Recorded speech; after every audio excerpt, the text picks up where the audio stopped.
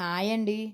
మందారాకు రుబ్బి తలకు పెట్టుకోవడం వల్ల జుట్లు చిట్లదు. జుట్టు ఒత్తుగా పెరుగుతుంది. జుట్టు నల్లగా మారుతుంది. చానా స్మూత్‌గా ఉంటుంది. జుట్టు ఊడిపోదు. అట్లాగే మెంతిపిండి, మందారాకు రుబ్బి కలిపి గనక పెట్టుకుంటే చలువ చేస్తుంది. అట్లాగే ఎగ్ గూడా కలిపి మందారాకులో తలకు పెట్టుకుంటే జుట్టు పొడవు పెరుగుతుంది. స్ట్రాంగ్‌గా అవుతుందండి.